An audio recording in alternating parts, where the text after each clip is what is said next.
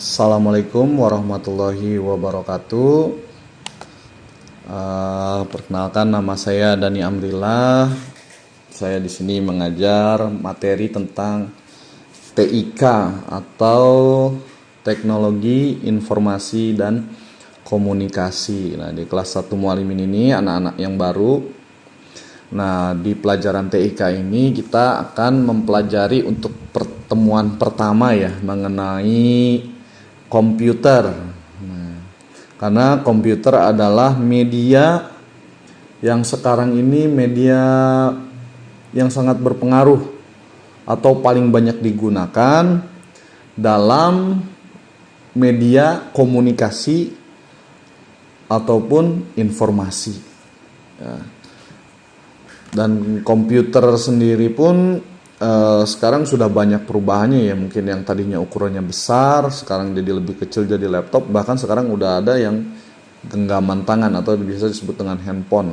Handphone juga sekarang itu udah lebih bisa disebut sebagai komputer mini yang ada di genggaman kalian, bahkan lebih canggih dari komputer yang perangkatnya besar yang ada di rumah kalian.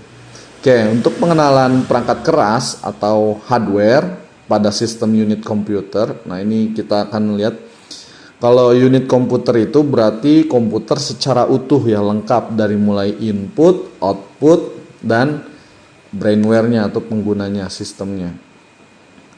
Nah, dalam pengenalan perangkat keras pada komputer di sini ada spesifikasi standar sistem unit komputer, atau jika komputer itu utuh, setidaknya isi dari komputer itu ada beberapa komponen. Yang pertama di sini ada prosesor. Nah, prosesor di sini ada Intel atau AMD. Nah, ini Intel atau AMD ini merek ya. Karena memang di dunia ini ada perusahaan raksasa yang merajai teknologi.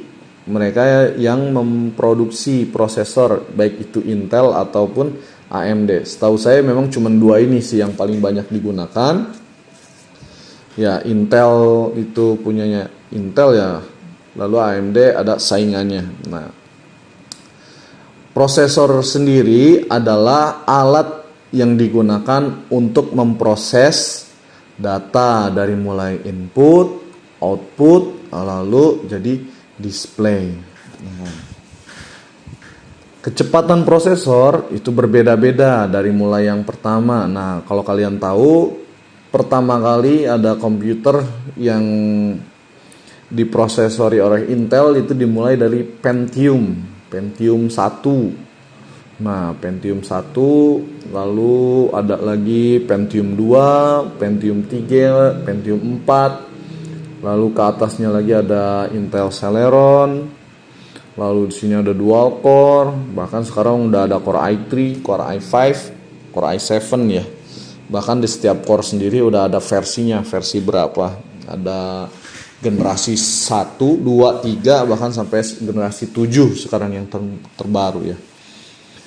Nah, sebenarnya Intel kecepatannya itu tadi apa sih maksudnya? Core i7, Core i3, Core i5, Pentium 4. Nah, itu sebenarnya adalah kecepatan prosesornya.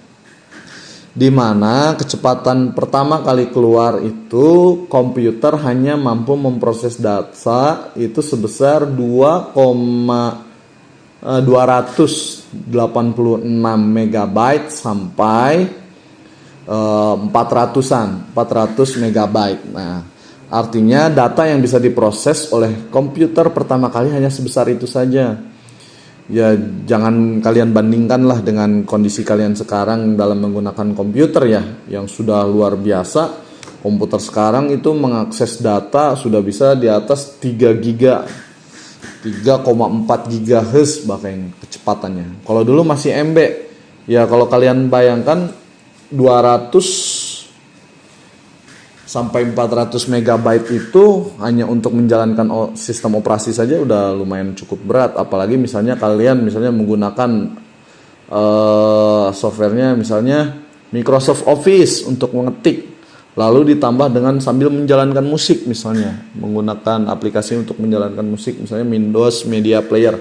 Nah, itu kalau untuk Pentium 1 itu berat, itu nggak akan bisa jalan. Kalau bahasa anak sekarang itu nge-lag. Kenapa? Karena kecepatan prosesornya masih sangat lambat sekali. Hanya bisa memproses data sekitar 200 sampai 400 MB.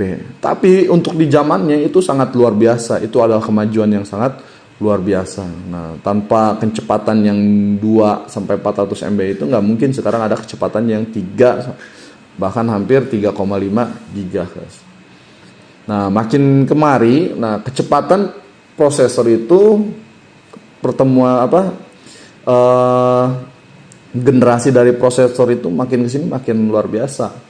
Nah, karena teknologinya semakin canggih, maka alat untuk membuatnya pun semakin canggih. Kalau kalian tahu, prosesor itu dibuat bukan dengan baja atau aluminium ya. Prosesor itu walaupun bentuknya seperti memang kayak besi, tapi dia itu sebenarnya dibuat dari pasir. Nah, itu entah saya juga pasir seperti apa, yang pasti prosesor yang digunakan saat ini itu menggunakan pasir karena untuk menghantarkan data lebih cepat dibandingkan konduktor kalau menggunakan besi seperti itu. Lalu di sini ada RAM atau memori. Nah, RAM ini atau singkatan dari Random Access Memory. Dia adalah komponen yang kalau tadi prosesor ya, namanya aja udah prosesor, berarti alat untuk memproses data. Nah, kalau RAM itu Random Access Memory, dia hanya sebagai penghantar saja, penghantar data. Jadi misalnya kalian mengetikkan angka 1, nah itu dihantarkan. Ketika kalian ngetik angka 1 di keyboard, nah itu diantarin dari mulai input kan ya, kalian menginput angka 1, diproses diantarkan oleh memori dan disampaikan ke prosesor, baru oleh prosesor disampaikan lagi ke monitor, tampillah angka 1. Nah, prosesnya seperti itu. Jadi RAM itu hanya menghantarkan saja, namanya juga Random Access Memory. Lalu di sini ada juga mainboard atau motherboard. Nah, ini papan utama. Nah, kalau yang kalian lihat di gambar itu, segala komponen yang menempel di komputer itu pasti menempelnya di motherboard. Kenapa namanya motherboard, nggak fatherboard ya? Nah, bisa kalian cari di Google. Kenapa sih namanya motherboard, nggak fatherboard? Karena yang pasti papan induk ini nggak mungkin kan bapak disebut induk itu pasti ibu. Nah, papan induk ini dia tempat menempelnya segala macam komponen. Nah, dimulai dari prosesor, memori, yang lainnya ada hard disk, nanti media penyimpanan. Lalu ada chipset dan lain sebagainya, itu tertempel di motherboard. Ada juga power supply dan yang lain-lain. Lalu di sini ada VGA, Video Graphic Adapter. Nah, VGA ini adalah alat yang digunakan untuk menampilkan gambar pada komputer. Lalu ada hard disk. Nah, hard disk itu adalah media penyimpanan data. Nanti kalian akan mempelajari hard disk itu isinya apa, seperti apa. Nah, mudah-mudahan nanti sempat kita bahas ya. Lalu ada floppy disk. Nah, untuk floppy disk ini mungkin sekarang udah nggak ada ya, karena ini masih teknologi jadul. Sekarang itu lebih dikenalnya dengan kata flash disk. Alat mini, simple untuk menyimpan data yang kapasitasnya sampai ratusan giga ya.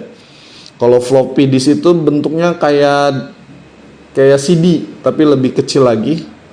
Nah, itu menyimpan data hanya 5 MB saja di satu floppy disk itu. Floppy disk itu alat untuk membacanya, alat menyimpan datanya itu disket.